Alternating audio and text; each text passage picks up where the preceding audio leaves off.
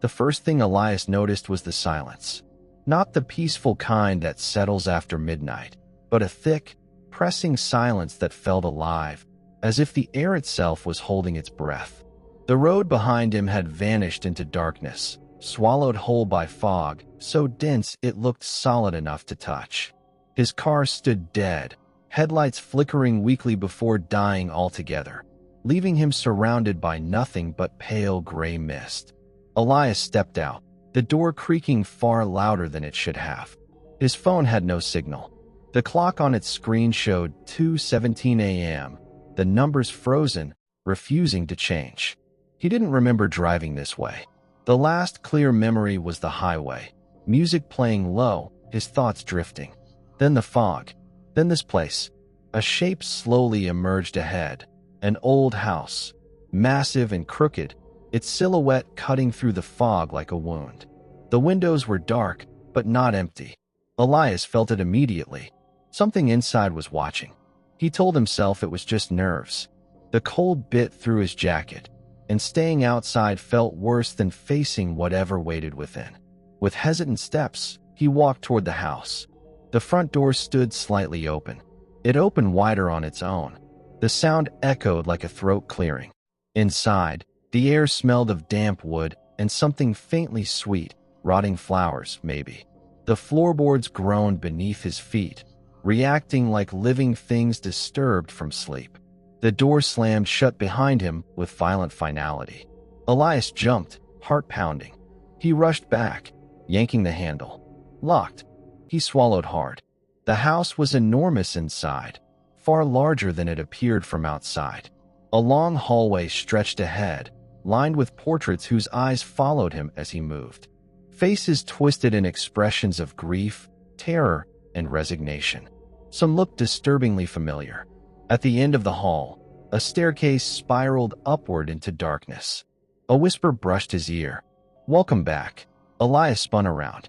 No one stood behind him. The whisper came again, this time from the walls themselves. "You always come back."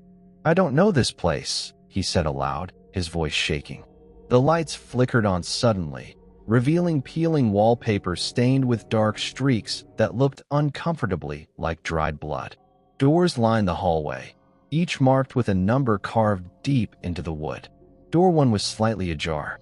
A soft crying drifted out. Against every instinct screaming at him to run, Elias pushed the door open. Inside was a child's bedroom. Toys lay scattered across the floor, their painted eyes scratched out. On the bed sat a small boy, knees pulled to his chest, face hidden. "Hey," Elias whispered. "Are you okay?"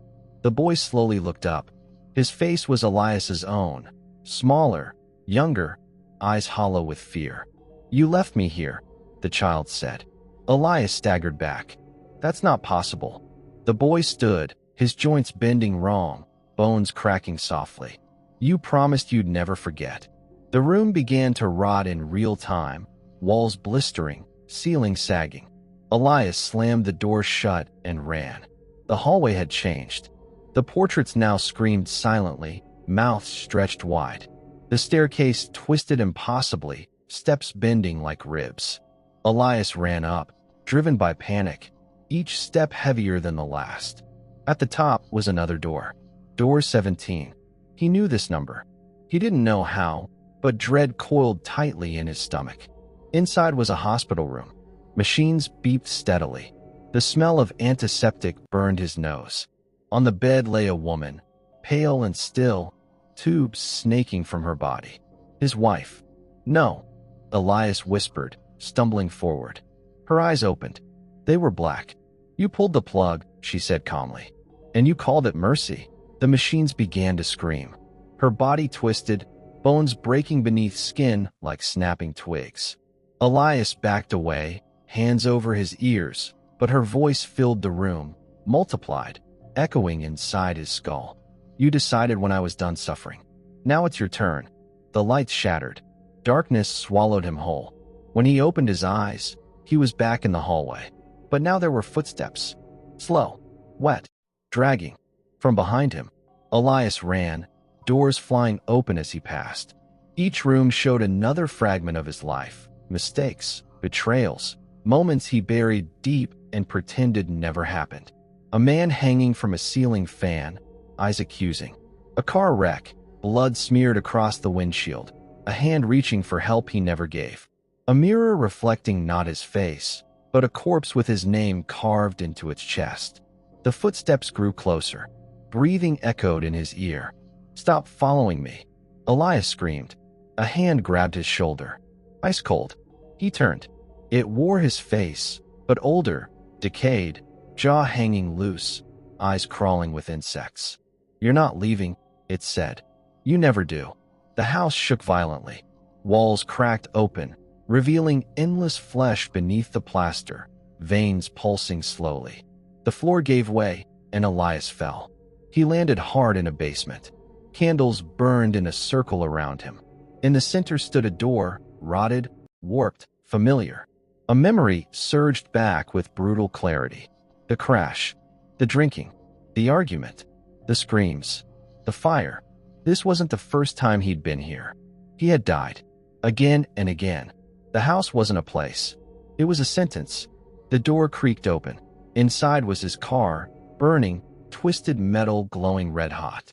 He saw himself trapped inside, screaming as flames consumed him. "You can end it," whispered the darkness. "Accept what you are." Elias shook his head, tears streaming. "I'm sorry," he sobbed. "I didn't mean." The flames roared louder. The house inhaled. The basement walls closed in, crushing, suffocating. Shadows wrapped around him like hands, dragging him toward the fire. As his skin began to burn, Elias screamed and woke up. He was in his car, on the highway, music playing softly. The clock read 2:16 a.m. Fog rolled in ahead. For a moment, relief washed over him. Then he noticed the carving on his dashboard. A number. The radio whispered, very softly, "Welcome back."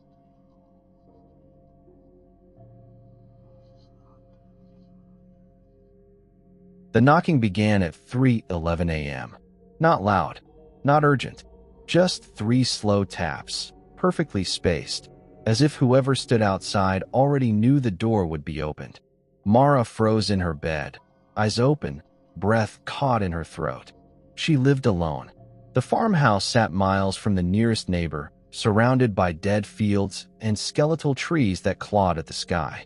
No one came here at night. The knocking came again. Tap, tap, tap. Her phone lit up beside her. No notifications. No missed calls. The time glared back at her. 3:11 a.m. She pulled the blanket tighter, telling herself it was just a branch, just the wind. Then the voice spoke. "Mara, open the door." It sounded like her mother. Her mother had been dead for 7 years. Mara slid out of bed, feet cold against the wooden floor. Every step toward the stairs felt wrong, like moving deeper into a bad dream instead of waking from one. The house was silent except for the soft ticking of the clock in the hallway. The knocking continued, patient. At the bottom of the stairs, she stopped. The front door was outlined by moonlight seeping through the glass panels. A shadow stood on the other side, still, unmoving. "Mama," Mara whispered. The shadow leaned closer. "I'm cold," the voice said gently. "You left me outside." Mara's hand trembled as she reached for the lock. Memories flooded back.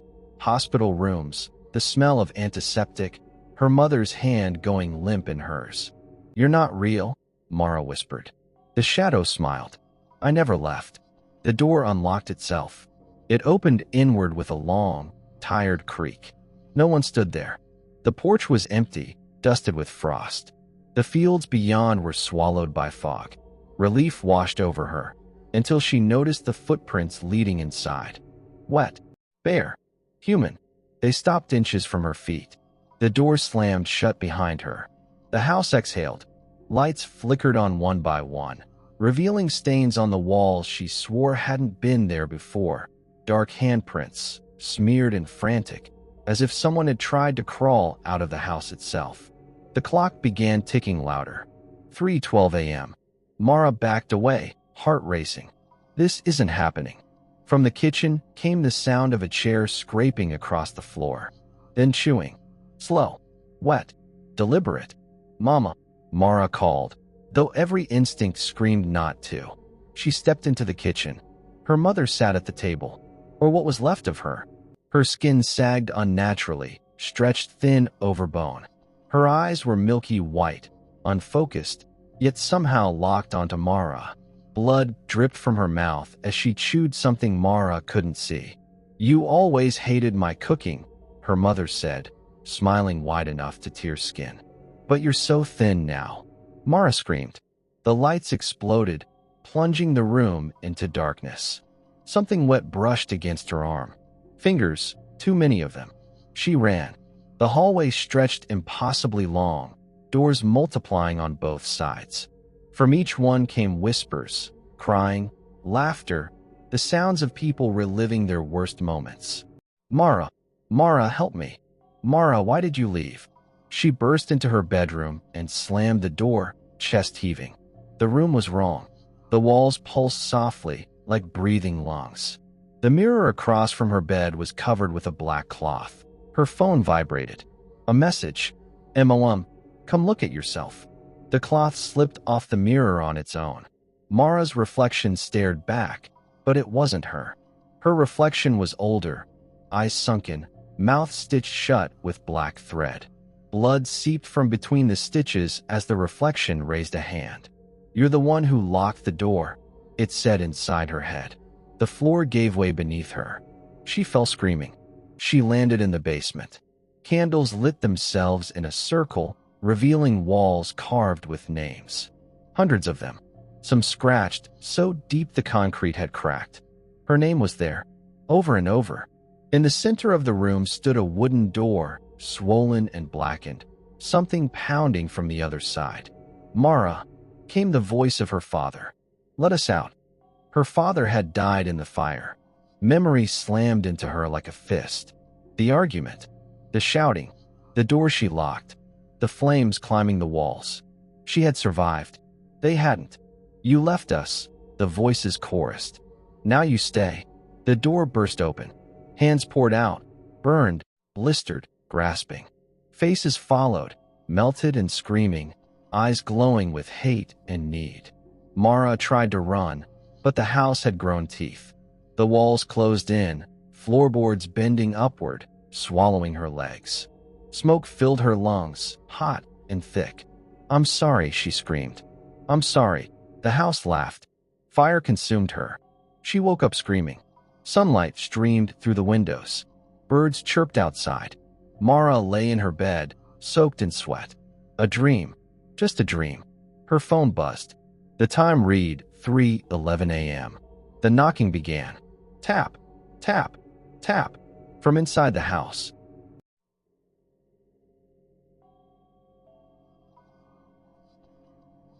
The recording began with breathing. Not hurried, not panicked, just slow, uneven breaths, as if the person holding the recorder was trying very hard to stay calm. In the background, something dripped at a steady rhythm. Water, maybe, or something thicker. "This is Officer Daniel Rowe," the voice said quietly.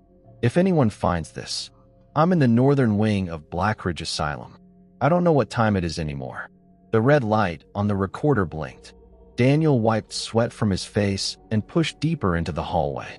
Blackridge had been abandoned for over 30 years, sealed after a fire killed patients and staff alike. The place was scheduled for demolition, but reports of lights, screams, and missing trespassers had drawn the police in.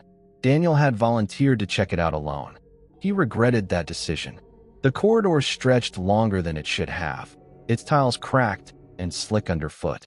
Wheelchairs lay overturned, their rusted frames twisted like broken bones. Doors lined the walls, each one marked with faded numbers and deep scratches around the handles. As Daniel passed one door, it rattled violently. He froze. A whisper slipped through the crack. "Officer, please." Daniel raised his flashlight. "Police," he called. "Is someone in there?" The whisper turned into sobbing. He reached for the handle. The door flew open. The room was empty. The sobbing continued from behind him. Daniel spun around, heart hammering. The hallway was empty, but the sound crawled along the walls, seeping from the paint itself. He backed away, recorder shaking in his hand. "Stay calm," he muttered into the device. "Hallucinations are possible. Old buildings can cause." A loud bang echoed down the corridor. Something had slammed into a door at the far end. Then again, and again, Daniel ran. His footsteps echoed too loudly, as if someone else was running just behind him, matching his pace perfectly. He didn't look back. He didn't want to see what his instincts already knew was there. The hallway opened into a large common room. Moonlight filtered through broken windows, illuminating scorched walls and a blackened ceiling, the aftermath of the fire. In the center of the room sat a single hospital bed, clean, untouched.